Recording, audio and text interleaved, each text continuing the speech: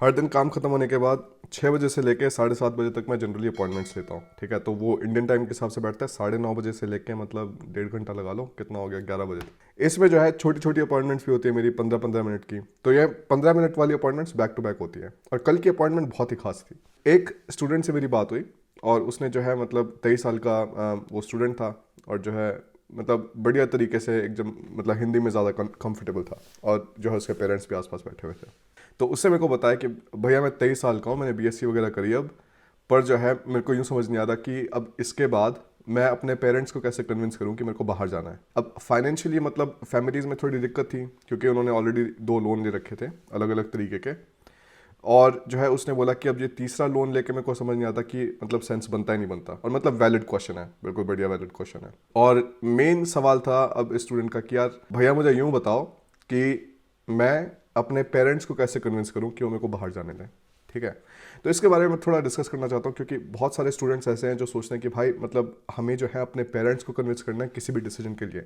अब इस चीज़ को तो हमें मतलब अग्री करना ही पड़ेगा, एडमिट करना पड़ेगा कि बहुत सारे डिसीजंस पेरेंट्स बनाते हैं इंडियन हाउस होल्ड में, और तब भी बनाते हैं जब तुम 18 साल से ऊपर हो जाते हो। क्योंकि इंडियन सोसाइटी में ही एक ऐसा सिस्टम है कि अगर तुम 18 से ऊपर भी हो जाओ ना तो तुम खुद के डिसीजंस फिर से बना नहीं सकते। अगर तुम किसी बैंक वगैरह के पास जाओगे या फिर जो है मतलब किसी और कंपनी से बिजनेस वगैरह करना चाहोगे, अगर तुम यंग हो तो तुम्हें सीरियसली नहीं लेते और इस चीज़ की मतलब काफ़ी दिक्कतें रहती हैं। पर ये केस डिफरेंट था। अगर तुम 18 साल से ऊपर हो और तुमने अभी तक मतलब खुद से पैसे वगैरह कमाने स्टार्ट नहीं करे, अब तुम बोलोगे अरे भैया ऐसी क्या बात कर रहे हो, 18 साल की उम्र में थोड़ी ना पैसे कमाने स्टार्ट करते हैं। तो इसलिए मैं बोलता हूँ कि जो बाहर के जो लोग होते हैं ना, मैंने सबसे बड़ा डिफरेंस जर्मनी और इंडिया में ये देखा है कि जो बाहर के लोग हैं ना, जो जर्मन्स हैं या कोई भी यूरोपियंस हैं, वो 18 साल की उम्र से भी मतलब 16 साल की उम्र से काम करना स्टार्ट कर देंगे कभी कभी। अलीना ने जो है 15 साल की उम्र से काम करना स्टार्ट किया था साइड में। जब तुम खुद से पैसे कमाते हो तब सेंस बनता है कि तुम एक तरीके से इतनी फ्रीली डिसीजंस ले पाओ, ठीक है।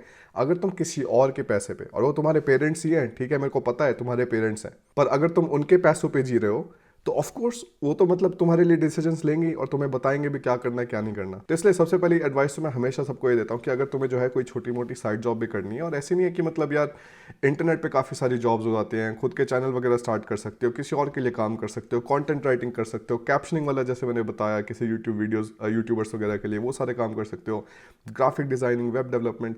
अब मैं तो इंजीनियरिंग बैकग्राउंड से हूँ ना, तो मैंने तो कभी वेब डेवलपमेंट सीखी नहीं थी, पर यूट्यूब से देख देख के वो भी सीख लिया मैंने। तो ये तो मतलब सीखने वाला काम होता है, ठीक है। अगर मतलब सही में मन है पैसे कमाने का तो पैसे कमाए जाते हैं, कोई भी काम करके देख लो। तो सबसे पहले तो ये चीज़, अगर तुम मतलब अभी से ये कंप्लेन कर रहे हो ना कि भाई मेरे पेरेंट्स जाने नहीं दे रहे और तुम 20-25 साल के, तो सबसे पहले तो मतलब ये बड़ी गलती रही है कि तुमने अभी तक खुद से पैसे कमाने स्टार्ट नहीं करे। और ठीक है मतलब कुछ लोगों को ये बात पसंद नहीं आएगी तो भाई ना आने दो, पर मेरे को तो सीधी बात बोलनी है, शुगर कोट करके तुम्हें बातें बताने का कोई फायदा है नहीं, ठीक है, उससे चीज़ें नहीं बदलती। तो पहली चीज़ ये, तो खुद से थोड़े बहुत पैसे कमाना स्टार्ट करो जब तुम ऑलरेडी मतलब एक लीगल एज को हो जाओ, 18 के हो जाओ, तो देखो कि कौन कौन से तुम जॉब्स वगैरह कर सकते हो साइड में। और जॉब्स नहीं कि मतलब 40 घंटे करनी है यार, 2 घंटे तो कर सकते हो ना हर दिन। 2 घंटे हर दिन करोगे तो 10 घंटे तो हफ्ते के बैठ जाएंगे, तो आदमी जो है तुम्हें 10 घंटे के हिसाब से पे कर देगा। इसके बारे में सीरियसली सोचो। ये जो है ना कल्चर इंडिया में एक ये बहुत गलत है कि तुम जो है अगर बच्चे हो तो तुम्हें जो है कभी जॉब करनी ही नहीं है जब तक तुम्हारा बैचलर्स खत्म नहीं हो जाता। नहीं, इससे कॉन्फिडेंस बहुत कम रहता है बच्चों में और इसका फायदा बिल्कुल नहीं होता,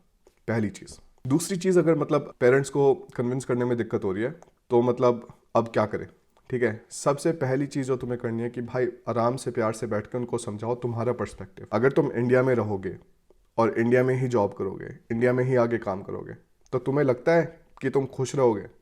अगर तुम खुश रहोगे तो ठीक है, अगर तुम नहीं खुश रहोगे तो तुम्हें ये बहुत क्लियरली बताने की ज़रूरत है अपने पेरेंट्स को कि मतलब इंडिया में मेरे को ये सब कुछ दिक्कतें लग रही है इस टाइम पे, और इसकी वजह से मेरा मन नहीं है यहाँ पे रहने का, या फिर मेरा मन है बाहर जाने का, जो कुछ भी है। अगर तुम्हें कोई और पता है, ऐसा नहीं है यार, बहुत बहुत सारे लोग ये सोचते हैं कि मैं सारी की सारी वीडियोज़ ना बाहर जाने को मतलब एक तरीके से टारगेट करके बना रहा होता हूँ, पर वो मेरा एम नहीं है। मेरा एम है कि तुम किस हिसाब से अपनी लाइफ में एक सक्सेसफुल लेवल अचीव कर पाओ। तो अगर तुम एक पर्टिकुलर डायरेक्शन में जा रहे हो और वो तुम्हें डायरेक्शन बिल्कुल पसंद नहीं है, तो उसके बारे में क्लियरली कम्युनिकेट करो। तुम्हारे पेरेंट्स हैं, दुश्मन नहीं है, तो बैठ कर उनको सारी की सारी चीज़ें बताओ, समझाओ।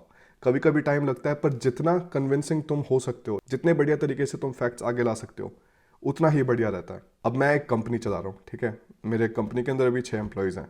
मुझे किसी को भी मोटिवेट करने के लिए, किसी को भी कन्विंस करने के लिए, यार अगर ये काम करना है, ऐसा नहीं बोल सकता मैं कि यार अगर तूने ये काम नहीं किया तो मतलब मैं तेरे को फायर कर दूंगा। अगर ऐसे करते रहूंगा तो मैं एम्प्लॉयज चेंज करते रहूंगा पूरे टाइम, क्योंकि वो टाइम गए जिसके ऊपर तुम जो है मतलब ऐसे पैसा किसी के आगे रख के जो है मतलब उनको भगा सकते थे। अब नहीं होता ऐसे काम।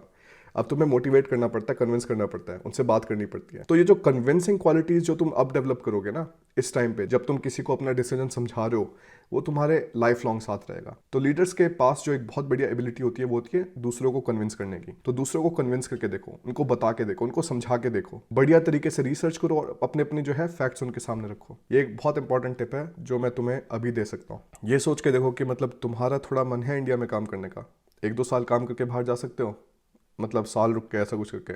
अगर तुम वैसे कमा सकते हो थोड़े बहुत पैसे और काम करके जो है मतलब जॉब वगैरह करके, तो वो कर लो। बहुत सारे लोगों को मतलब इस चीज़ का सेंस नहीं दिखता, मेरे को भी एक तरीके से सेंस नहीं दिखता कि यार 12-15 हज़ार रुपये महीने कमा के मतलब कितने की पैसे बचा लोगे तुम लोग। कितना हो गया 15 × 12 1,80,000। अब 1,80,000 अगर तुम लॉक्ड अकाउंट की अमाउंट बचाओगे तो वो तकरीबन 10 लाख के करीब है। तो कितने साल काम करोगे? तो थोड़ा ये सोच के देखो, अगर तुम्हें कोई लुक्रेटिव जॉब मिल सकती है अभी, उसमें थोड़े पैसे कमा सकते हो, तो इंडिया में रहो, थोड़े पैसे बचाओ और उसके बाद बाहर आने की सोचो। ये काम कर सकते हो दूसरा। और तीसरा, अगर तुम्हें जो है बैंक लोन वगैरह लेने हैं, ठीक है, और तुम्हें मतलब उसके थ्रू जाना है क्योंकि तुम्हें वेट करने का मन नहीं है ज़्यादा, तो इसके भी बहुत सारे ऑप्शंस हैं। मतलब तुम्हारे पास HDFC, क्रेडिला, अवांस, इनक्रेड, मतलब काफ़ी सारी ऐसी प्राइवेट कंपनीज भी हैं जो तुम्हें बिना कोलेट्रल के लोन देती हैं। तो उनसे बात करके देखो। ये तो यार खुद का मतलब रिसर्च का काम होता है। मेरे को ना इसमें रोने धोने का बिल्कुल भी सेंस नहीं दिखता। अगर तुम कोई चीज़ नहीं कर पा रहे हो, तुम्हें ही सॉल्यूशन ढूंढना है। ये तुम्हारी ही रिस्पॉन्सिबिलिटी है कि तुम किस हिसाब से उस चीज़ को सॉल्व करके देखो। देखो बहुत सारे हम लोग ना इंजीनियर्स हैं, मैं इंजीनियर हूँ, मेरी टीम में ज़्यादातर लोग इंजीनियर्स हैं। तो मैं उनको एक चीज़ हमेशा बोलता हूँ कि एज एन इंजीनियर तुम्हारी रिस्पॉन्सिबिलिटी है कि तुम एक प्रॉब्लम को सॉल्व करो।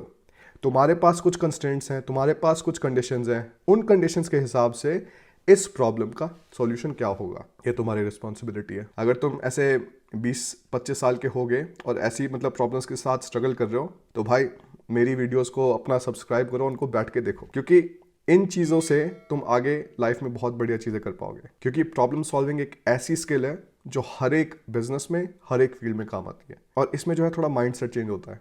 इसमें ये नहीं होता कि अरे यार इसमें तो इतनी सारी दिक्कतें हैं, मैं तो कर ही नहीं पाऊंगा। ऐसा होता तो यार मैं इतने सारे बिजनेस स्टार्ट नहीं करता, मैं कोशिश ही नहीं करता स्टार्ट करने की। अरे यार मेरे को ये नहीं आता, मेरे को वो नहीं आता, ये कैसे करूंगा, वो कैसे करूंगा। आदमी सीखता है सारी चीज़ें। और वैसे ही ये कन्विंसिंग की स्किल, नेगोशिएशन की स्किल और एक तरीके से दूसरे को मोटिवेट या परसुएट करने की स्किल, ये भी तुम्हें सीखनी पड़ेगी। समझाना पड़ेगा अगले को। एक तरीके से वहाँ पे सड़ी सी शक्ल बना के और रो धो के काम नहीं चलता। बढ़िया तरीके से फैक्ट्स दिखाओ। अगर मैं इस डायरेक्शन में जाऊँगा तो मेरे पास ये अपॉर्चुनिटीज़ रहेंगी, मेरा ये पोटेंशियल रहेगा, और अगर मैं इस डायरेक्शन में जाऊँगा तो मैं अपने पोटेंशियल को इस हिसाब से यूज़ कर पाऊंगा। ये तुम्हारी रिस्पॉन्सिबिलिटी है, तो इसका थोड़ा ध्यान दो। मैं इस वीडियो को काफ़ी लंबी बनाना चाहता था, पर अभी मेरी अपॉइंटमेंट है 2 मिनट में, तो इसलिए मतलब मैं इस वीडियो को अभी क्लोज करता हूँ। तो मैं और कुछ सवाल होंगे और कुछ पूछना होगा तो बताना मेरे को।